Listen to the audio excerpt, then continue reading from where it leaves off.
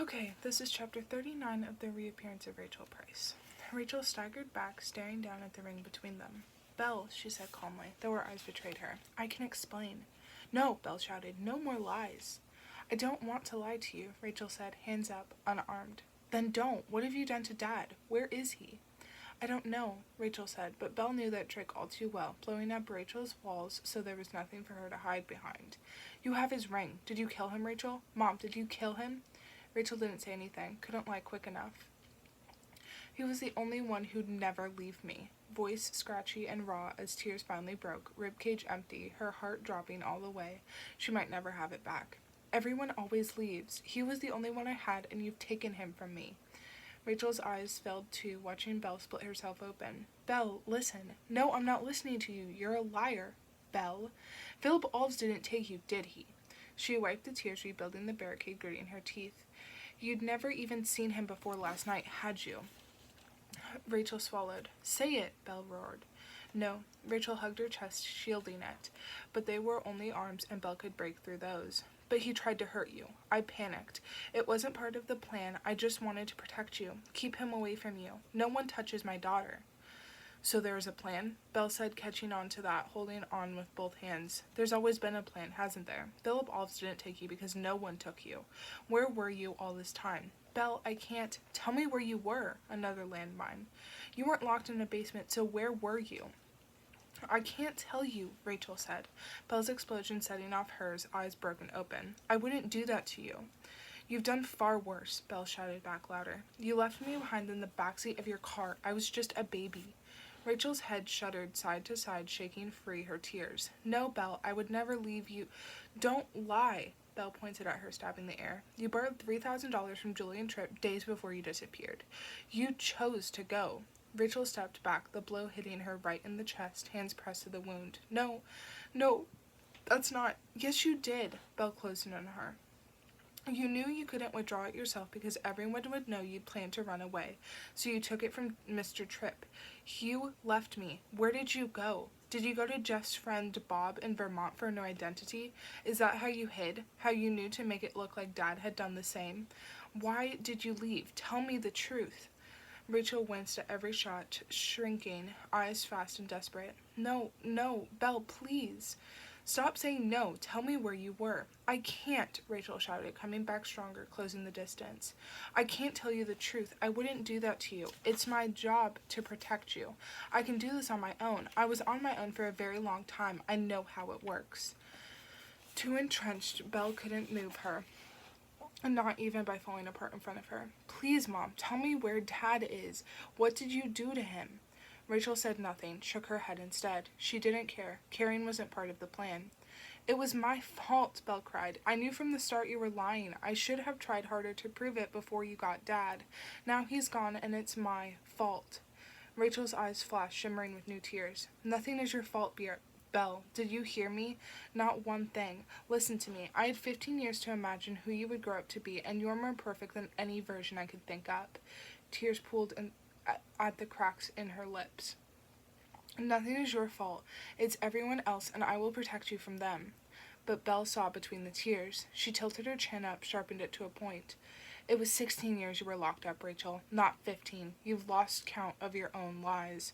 Rachel's breast shuddered in her chest. I'm sorry, she said, and that tripped another one. No, you're not, Belle shouted, fight left in her still. She kicked out of the armchair and it jumped back, screeching against the floor. If you were sorry, you would tell me the truth. Tell me. No, Rachel's voice cracked. Belle gave up, but if she were going down, then Rachel was going down with her. Her breath hitched as it built within her. I wish you'd stayed disappeared, she screamed, the words clawing at her throat. I wish you'd never come back. The doorbell went, trilling through the house. Rachel wiped her face, her eyes dull like something had broken behind them. Belle, sweetheart, she said softly, voice worn thin. Should I tell everyone to come back another day? We don't have to do this now. No. Belle caught her own tears on her sleeve, face stinging and raw. No, I don't want to be alone in this house with you ever again. She left Rachel behind, heading for the front door, pulled it open. Sherry was standing there, holding a plate with a home-baked cake. Rough blue icing spelled the words, Happy 85th birthday. Carter was behind her on the steps, Jeff on the path. "Everything okay in here?" Sherry said, eyes wide and probing. They must have heard the shouting, must have been able to read it all over Belle's face. Carter definitely could, eyebrows drawn, a small nod asking if Belle was okay in her own secret way. "Yes, fine," Belle said, but another voice had said it too, Rachel standing right behind her, speaking together, both liars now. It didn't faze Rachel. "Come in," she said. Everyone had arrived now, Grandpa tucked in at the head of the table, Jordan beside. They were in the kitchen, the table extended to seat 8, but there weren't 8 of them because Dad was missing. No one had even mentioned him. Rachel served out the mac and cheese, squelching as it hit the plates, long sinews of cheese clinging to the spoon. "There you go, Belle, sweetie." She handed her plate back, hand tracing over Belle's shoulder before she moved on. Belle didn't understand that or the softness in her voice. Shouldn't she be angry? Belle had just said the worst thing imaginable to her, both of them at opposite ends of rock bottom, and yet here Rachel was, soft and kind. Rachel must be a better liar than she'd thought. She admitted it. She'd lied about Philip Alves, which meant everything else she'd ever said was on the table too. Everything about her disappearance and reappearance. Belle had asked her for the truth, gave her a final chance, and Rachel had refused. They couldn't ever come back from that, couldn't pretend anymore, couldn't play house or mother and daughter. So whatever happened tonight, this was the Last Supper, an ending of some kind. "So it was Philip Alves all along?" Sherry asked, fork raised. "I knew he was crazy when he came into our house pretending to be a cop. Asked all kinds of bizarre questions about you. And all that time he knew exactly what happened to you because you were in his basement. Sicko. I knew it all along. I swear, I had a feeling." Jeff coughed, eyes shifting from Sherry to Rachel. "You must be relieved it's finally over," Sherry said. "You too, Belle. That must have been scary last night." "Yes," Belle and Rachel said together, again, and that had to stop. "It's good to finally know the whole truth." Belle frowned at Rachel, who had taken the seat across from her. Rachel met her eyes. "It is," Sherry agreed. Jeff coughed again, knocking his fist against his chest. "Maybe we should talk about something a bit lighter, meant to be a celebration. Happy birthday, Dad." Jeff raised his beer, taking a large glug of it, swallowing 4 times.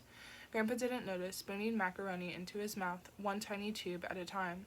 Carter was eating just as slowly, twirling her fork, goring bits of pasta, then letting them go. Maybe the other half of the Prices had an argument before this meal too. Carter too quiet, Uncle Jeff too fidgety, finishing off his first beer already. Sherry was oblivious, or better at hiding it.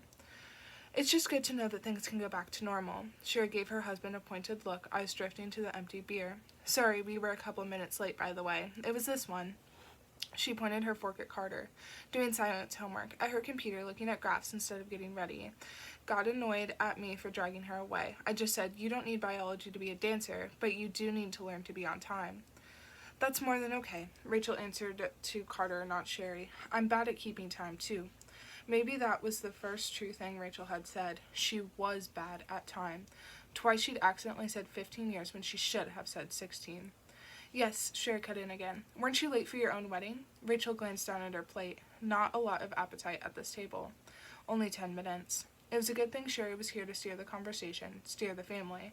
Dad normally did that when he was here. No one had brought him up still, the 8th empty space, his wedding ring tucked in the pocket of Belle's jeans. "You finished, Belle?" Rachel asked, eyes glittering in a way that wasn't easy to fake. Sure. Even though Belle had hardly touched her food either. She didn't understand how Rachel was being nice to her. Was it just a show, for everyone else here? Belle had said the cruelest thing to her, to cut her as deep as she could, a fatal blow. But Rachel hadn't left, even though she knew she was caught, even though Belle had all but wished her dead. She was still here.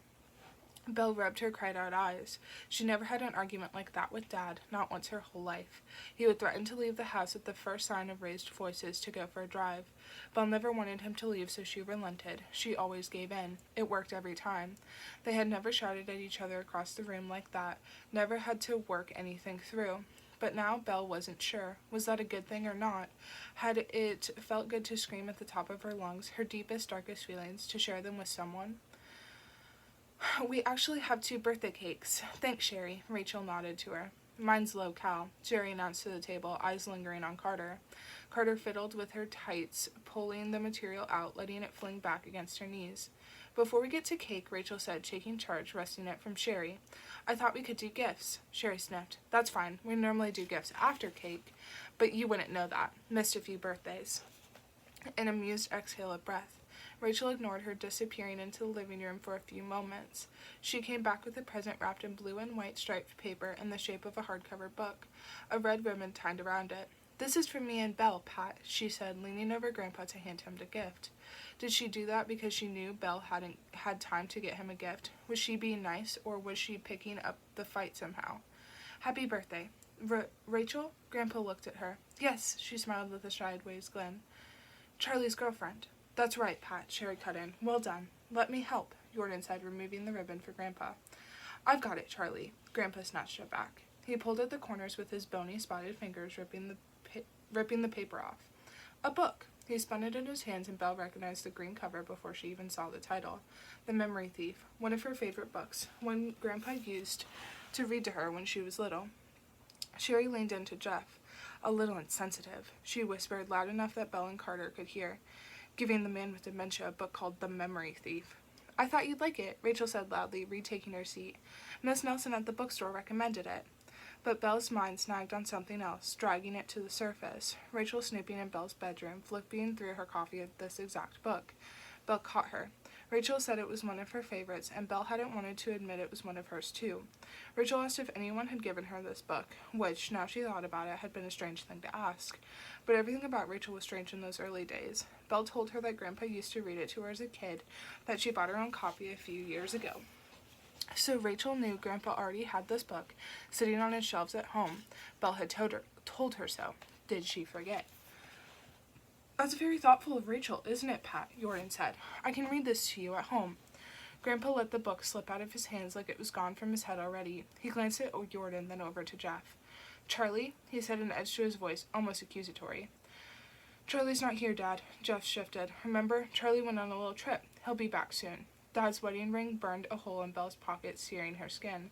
A secret she didn't share, but it felt like her burden now, too. That maybe Dad was never coming back. A black hole where her heart used to be. "You think he's coming back?" Belle asked Jeff, watching Rachel's reaction. Her eyes were empty. "Of course he's coming back." Jeff's eyes widened, pupils large, from the beer or from their attention. "He's the center of this family. Always has been. Holds us all together. The heart, you might say." Ramsay was wrong about that. It wasn't Belle, it was Dad. Wasn't it? "But you know," Jeff continued, "with Rachel coming back. Sorry, Rachel. There was obviously a lot of stress and media attention again, and I think he just needed to get away." "All the way to Canada? Without his passport?" Belle pressed, gaze switching between him and Rachel. "Well, if the cops think he took off to Canada, I can't say it's out of character." Jeff finished off his second beer. "Charlie can be spontaneous sometimes.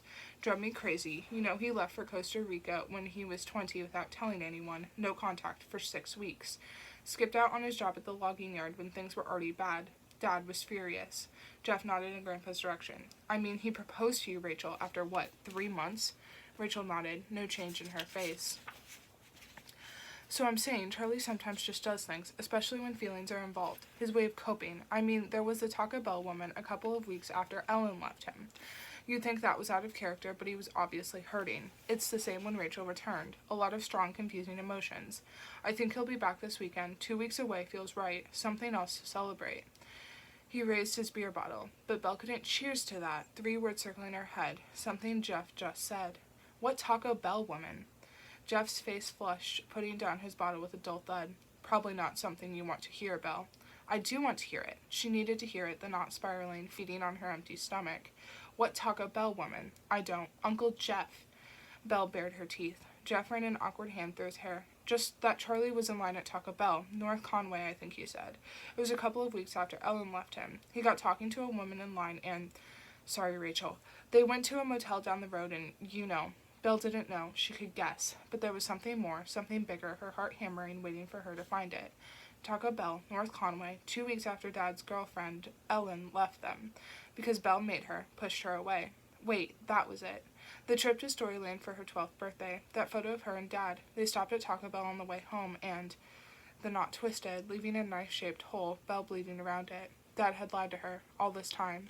Belle said it was 3 hours, enough time to piss herself twice, sobbing in the backseat like the world had ended, because part of it had. But Belle told her it had only been 15 minutes max, that she was just being silly. Belle believed him. She'd rewritten the memory in her head, turned it into a funny childhood anecdote. Belle might be sick, making heart making a break for her throat. Because it wasn't funny. It was the one thing, the very thing Dad must have known she'd always been afraid of. After Rachel, after Philip Alves, the back seat was a bad place where bad things happened. Jeff had no idea what he'd just done, what he'd undone. Dad had lied to Belle, betrayed her, abandoned her in the back seat for hours to go off with Taco Bell woman, unpicking a scar that would never heal. And if he lied about that, what else had he lied to her about?